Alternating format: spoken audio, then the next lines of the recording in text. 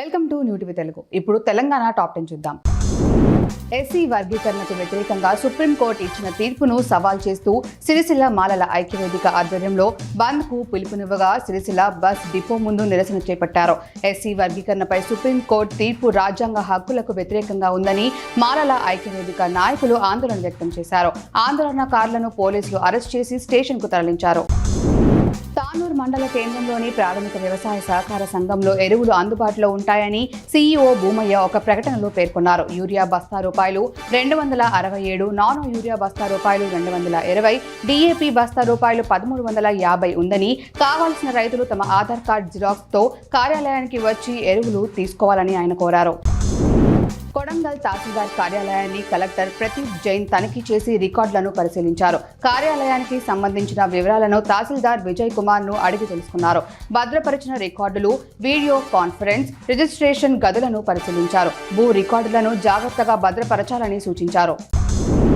Cyber నేరాలకు check పెడదామని కొమరంభీం జిల్లా ఎస్పీ డివి శ్రీనివాసరావు తెలిపారు. ఆసిఫాబాద్లోని వడ్డేపల్లి గార్డెన్స్ లో ఆసిఫాబాద్ డీఎస్పీ సద్దయ్య, జిల్లా సైబర్ సెక్యూరిటీ డీఎస్పీ రమేష్ ఆధ్వర్యంలో సైబర్ మోసాలపై అవగాహన సదస్సు నిర్వహించారు. ఈ సందర్భంగా జిల్లా ఎస్పీ మాట్లాడుతూ సైబర్ నేరాల పట్ల విద్యార్థులు అవగాహన కలిగి ఉండి తమ తల్లిదండ్రులకు, బంధువులకు, స్నేహితులకు వివరాలు అందించాలని అన్నారు.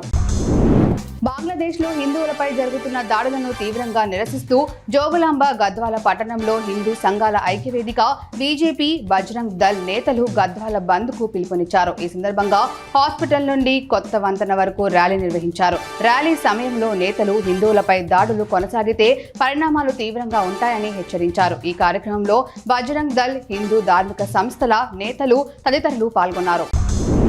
మాజీ మంత్రి ఎమ్మెల్యే జి జగదీష్ రెడ్డి తెలంగాణ భవన్ లో వీడియో సమావేశం నిర్వహించారు. ఈ సందర్భంగా ఆయన మాట్లాడుతూ రుణమాఫీపై కాంగ్రెస్ పగటి దొంగలా దొరికిందని ఆయన అన్నారు. 17,13,000 మందికి రుణమాఫీ చేయలేదని స్వయంగా మంత్రి ఉత్తమ్ ఒప్పుకున్నారని ఆయన అన్నారు. 31,000 కోట్లు పూర్తిగా చేయడానికి సిద్ధంగా ఉన్నామని చెప్పారు. ఇది ఏ తేదీలో చేస్తారో స్పష్టంగా హామీ ఇవ్వాలని ఆయన అన్నారు. వరంగల్లోని లోకల్ బస్సుల విషయంలో ఆర్టీసీ నిర్లక్ష్యం వహిస్తుంది. సమయానికి బస్సులు నడపక విద్యార్థులు ఇబ్బందులు ఎదుర్కొంటున్నారు. మెయిన్ రూట్ లో నడపవలసిన 1వ నెంబర్ బస్ వేరే రూట్ లో నడపడం వల్ల బస్సులు లేక ఇబ్బందులకు గురవుతున్నారు. ఇప్పటికైనా ఆర్టీసీ యాజమాన్యం గ్రహించి అన్ని రూట్లలో బస్సులు నడపాలని విద్యార్థులు ఆవేదన వ్యక్తం చేస్తున్నారు. బెల్లంపల్లి 100 పడకల దవాఖానాలో విధులు నిర్వహిస్తున్న అవుట్ సోర్సింగ్ కాంట్రాక్ట్ ఉద్యోగులకు పెండింగ్ వేతనాలు వెంటనే చెల్లించాలని Telangana medical health out sourcing and contract trade union రాష్ట్ర సంయుక్త కార్యదర్శి నారాయణ డిమాండ్ చేశారు. దవాఖానా ఎదుట ఉద్యోగుల నిరసన వ్యక్తం చేశారు. నెల వేతనాలు ఇవ్వాలని డిమాండ్ చేశారు. కోల్కతాలో వైద్య విద్యార్థిని హత్యకు నిరసనగా ఖైరతాబాద్ నియోజకవర్గంలోని లకిడికా పూల్ నీలోఫర్ హాస్పిటల్లో వైద్య విద్యార్థులు నిరసన కార్యక్రమం నిర్వహించారు. వైద్యులపై దాడి చేసిన వారిని కఠినంగా శిక్షించాలన్నారు. వైద్యులపై దాడి చేసిన వారిని కఠినంగా శిక్షించేలా ప్రభుత్వాలు చట్టాలు తీసుకురావాలని డిమాండ్ చేశారు.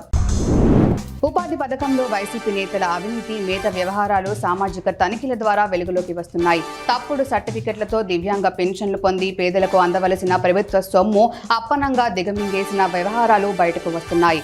ఒక్క మోపిదేవి మండలంలోనే దివ్యాంగ పెన్షన్లు పొందుతున్న 96 మంది అనర్హులను గుర్తించాలంటే పరిస్థితి అర్థం చేసుకోవచ్చు.